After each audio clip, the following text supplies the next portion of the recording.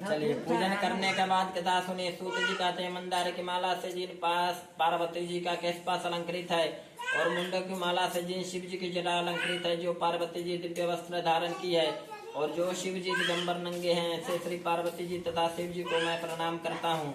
रमणी कैलाश पर्वत के शिखर पर बैठी हुई श्री पार्वती जी कहती है, महेश्वर हमें कोई गुप्त व्रत या पूजन बताइए जो सब धर्मों से सरल हो, जिसमें परिश्रम भी कम करना पड़े लेकिन फल अधिक मिले। हे नाथ, यदि आप मुझ पर प्रसन्न हो तो यह विधान बताइए। हे प्रभु, किस तप व्रत या दान आदि मध्य और अंतरहित आप जैसे महाप्रभु हमको प्राप्त हुए हैं। शिव जी बोले, हे देवी सुनो, मैं तुमको एक व्रत जो मेरा सर्वत्र और छिपाने योग्य है लेकिन तुम्हारे प्रेम के वशीभूत होकर मैं तुम्हें बतलाता हूँ। शिव जी ने कहा, भारतवर्ष में जैसे नक्षत्रों में चंद्रमा, ग्रहों में सूर्य, वर्णों में ब्रह्मन, देवताओं में विष्णु भगवान, नदियों में गंगा, पुराणों में महाभारत, वेदों में सामवेद और इंद्रियों में मन श्रेष्ठ है। सब पुराणों और वेदों का सर्वस्व जिस तरह कहा गया, मैं तुम्हें एक प्राचीन व्रत बतलाता हूँ। एकाग्र मन से सुनो। जिस व्रत के प्रभाव से तुमने मेरा आधा आसन प्राप्त किया है वह मैं तुमको बतलाऊंगा, क्योंकि तुम मेरी प्रियसी हो। भाद्रपद मास में हस्त नक्षत्र से युक्त शुक्ल पक्ष की तृतीया तिथि को उसका अनुष्ठान मात्र करने से स्त्रियां सब पापों से मुक्त हो जाती है। हे देवी, तुमने आज से बहुत दिनों पहले हिमालय पर्वत पर इस व्रत को किया था, यह वृतांत मैं तुमसे कहूंगा। पार्वती जी ने पूछा, हे नाथ, मैंने क्यों यह व्रत किया था, यह सब आपके मुख से सुनना चाहती हूँ। उत्तर की ओर एक बड़ा रमणीक और पर्वतों में श्रेष्ठ हिमवान नामक पर्वत है। उसके आसपास तरह तरह की भूमियां हैं, तरह तरह के वृक्ष उस पर लगे हुए हैं, नाना प्रकार के पक्षी और अनेक प्रकार के पशु उस पर निवास करते हैं। वहां पहुंचकर गंधर्वों के साथ बहुत से देवता, सिद्ध चरण पक्षीगण सर्वदा प्रसन्न मन से विचरते हैं। गंधर्व गाते हैं, सराय नाचती है। उस पर्वतराज के कितने ही शिखर ऐसे हैं जिनमें स्फटिक, रत्न और वैदुर्य मणि आदि की खाने भरी है। यह पर्वत ऊंचा तो इतना अधिक है कि मित्र की घर की तरह समझकर आकाश का स्पर्श किए रहता है। उसके समस्त शिखर सदैव ही बर्फ से आच्छादित रहते हैं और गंगा जल की ध्वनि सदा सुनाई देती रहती है। हे पार्वती, तुमने बाल्यकाल में उसी पर्वत पर तपस्या की थी। 12 वर्षों तक तुम उल्टी टंग कर केवल धुआं पी कर रही। 64 वर्षों तक तुम सूखे पत्ते खा कर रही। माघ मास में तुम जल में बैठी रहती और वैशाख की दोपहरिया में पंचाग्नि तापती थी। श्रावण महीने में जल बरसता तो तुम भूखी प्यासी रहकर मैदान में बैठी रहती थी। तुम्हारे पिता इस तरह के कष्ट सहन को देखकर बड़े दुखी हुए। वे चिंता में पड़ गए कि मैं अपनी कन्या किसको दूं। उसी समय नारद जी वहां पहुंचे। मुनि श्रेष्ठ नारद जी उस समय तुम्हें देखने गए थे। नारद जी को देखकर गिरि ने अर्धपाद आसन आदि देकर उनकी पूजा की। हिमवान बोले, हे स्वामिन, आप किस लिए आए हैं? मेरा अहोभाग्य है, आपका आगमन मेरे लिए अच्छा है। नारद जी ने कहा, हे पर्वतराज सुनो, मैं भगवान विष्णु का भेजा हुआ आपके पास आया हूँ। आपको चाहिए कि यह योग्य कन्या रत्न किसी योग्य वर को दे, तो भगवान विष्णु के समान योग्य वर ब्रह्मा, इंद्र और शिव इनमें से कोई नहीं है।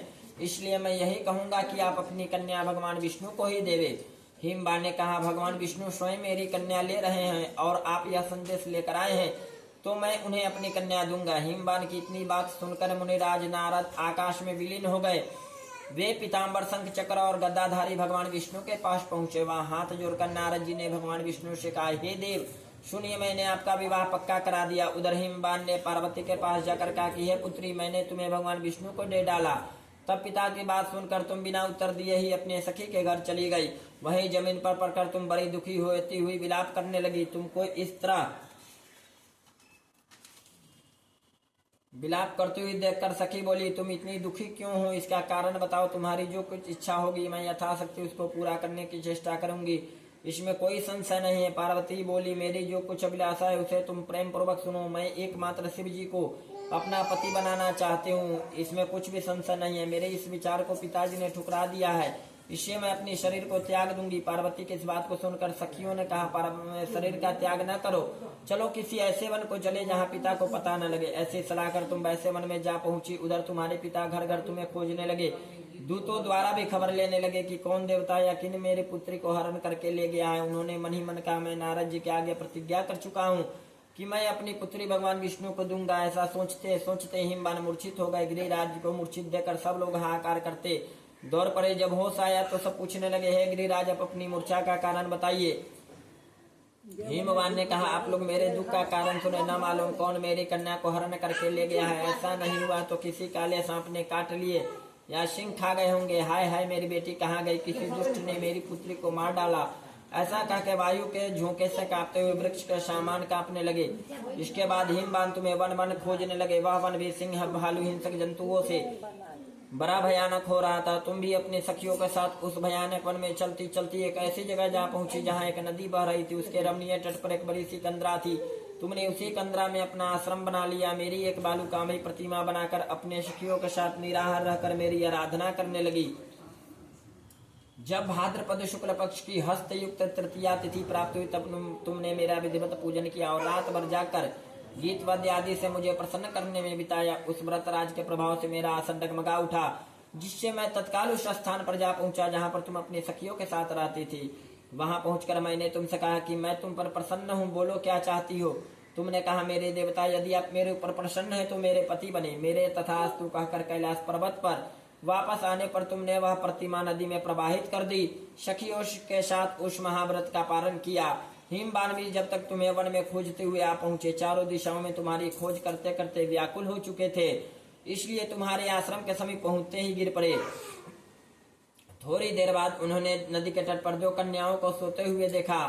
तुम्हें देखते ही उन्होंने तुम्हें छाती से लगा लिया और बिलख कर रोने लगे। फिर पूछा, पुत्री, तुम सिंह, व्याघ्र आदि जंतुओं से भरे इस वन में क्यों आ पहुंची? पार्वती ने उत्तर दिया, हे पिताजी, मैंने पहले ही अपने आप को शिव जी के हाथों सौंप दिया था। आपने मेरी बात टाल दी, इसी से मैं यहाँ चली आई। हिमबान ने संतावना दी कि हे पुत्री, मैं तुम्हारी इच्छा के विरुद्ध कुछ न करूंगा। वे तुम्हें अपने साथ ले घर आए, मेरे साथ तुम्हारा विवाह कर दिया, इसी से तुमने मेरा अर्धासन पाया है। तब से आज तक किसी के सामने मुझे यह व्रत प्रकट करने का अवसर नहीं प्राप्त हुआ। हे देवी, मैं यह बताता हूँ कि इस व्रत का हरितालिका नाम क्यों पड़ा। तुमको सखियां हर ले गई थी, इसी से हरितालिका नाम पड़ा। पार्वती जी ने कहा, हे प्रभु, आपने नाम तो बताया, अब इसकी विधि भी बताए। क्या पुण्य है, क्या फल है, यह व्रत कौन करे? श्री शिव जी पार्वती जी से कहते हैं, देवी, मैंने समस्त स्त्री जाति की भलाई के लिए उत्तम व्रत बतलाया है। जो स्त्री अपने सौभाग्य की रक्षा करनी चाहती हो वह यत्न पूर्वक यह व्रत को करे। केले के खंभे आदि शोभित एक सुंदर मंडप बनावे, उसमें रंग बिरंगी रेशमी कपड़ों से चंदोबा लगाकर चंदन आदि सुगंधित द्रव्यों से मंडप लिपवावे। फिर शंख, भेरी, मृदंग आदि बाजे बजाते हुए बहुत से लोग एकत्रित होकर तरह तरह के मंगलाचार करते हुए उस मंडप में पार्वती जी तथा शिव जी की प्रतिमा स्थापित करे। उस रोज दिन भर उपवास कर बहुत से सुगंधित फूल, सुगंध और मनोहर धूप, नाना प्रकार के नैवेद्य आदि एकत्र कर मेरी पूजा करे और रात भर जागरण करे। ऊपर जो जो वस्तुएं गिनाई गई हैं उनके अतिरिक्त नारियल, सुपारी, जमीरी, नींबू, लौंग, अनार, नारंगी आदि जो फल प्राप्त हो सके उसे इकट्ठा कर ले। उस ऋतु में जो फल तथा फूल मिल सके विशेष रूप से रखे। इसके बाद धूप दीप आदि से पूजन का प्रार्थना करे। हे शिव, हे शिव रूप ने, हे मंगले, सब अर्थों को देने वाली हे देवी, हे शिव रूप आपको नमस्कार है। हे शिव रूप आपको सदा के लिए नमस्कार है। हे ब्रह्म रूपिणी आपको नमस्कार है। हे जगदात्री आपको नमस्कार है। हे सिंह वाहिनी, संसार के भय से भयभीत मुझ दिन की रक्षा करे, इस कामना की पूर्ति के लिए मैंने आपकी पूजा की है। हे पार्वती, मुझे राज्य और सौभाग्य दे, मुझ पर प्रसन्न हो। इन्हीं मंत्रों से पार्वती जी तथा शिव जी की पूजा करे। तदंतर विधि पूर्वक कथा सुने और ब्राह्मण को वस्त्र, गौ, सुवर्ण आदि देवे। इस तरह एकाग्रचित होकर स्त्री पुरुष दोनों एक साथ पूजन करे। फिर वस्त्र आदि जो कुछ हो सके उसका संकल्प करे। हे देवी, जो स्त्री इस प्रकार पूजन करती है वह 7 पापों से छूट जाती है और उसे 7 जन्म तक सुख तथा सौभाग्य प्राप्त होता है। जो स्त्री तृतीया तिथि का व्रत न कर अनभक्षण करती है वह 7 जन्म तक बंध्या रहती है और उसको बार बार विधवा होना पड़ता है। वह सदा दरिद्र, पुत्र शोक से शोकाकुल, स्वभाव की लड़ाकी, सदा दुख भोगने वाली होती है और उपवास न करने वाली स्त्री अंत में घोर नरक में जाती है। तीज को अन्न खाने से सुकरी, फल खाने से बंदरियां, पानी पीने से जोंक, दूध पीने से सांपिन, मांसाहार करने से बाघिन, दही खाने से बिल्ली, मिठाई खाने से चींटी और कुछ खाने से मक्खी होती है। उस रोज सोने से अजगरी और पति को धोखा देने से मुर्गी होती है। इसलिए सभी स्त्रियां व्रत अवश्य करे। दूसरे दिन सुवर्ण, चांदी, तांबा अथवा बांस के पात्र में अन्न भरकर ब्राह्मण को दान दे और पारण करे। जो स्त्री इस प्रकार व्रत करती है वह मेरे समान पति पाती है और जब वह मरने लगती है तो तुम्हारे समान उसका रूप हो जाता है। उसे सब प्रकार के संसारिक भोग और सायुज्य मुक्ति मिल जाती है। इस हरितालिका की व्रत कथा मात्र सुन लेने से प्राणी को 1000 अश्वमेध और सैकड़ों वाजपेयी यज्ञ करने का फल प्राप्त होता है। हे देवी, मैंने यह सब व्रतों में उत्तम व्रत बतलाया है, जो करने से प्राणी सब पापों से छूट जाता है, इसमें कुछ भी संशय नहीं है। एक बार प्रेम से बोलिए उमापति महादेव की नमः। पार्वती पतये हर हर महादेव शंभो। चला दो सिंदूर पढ़ने वाला आगे सुन गाई जाऊंगे। कथा समाप्त। रुके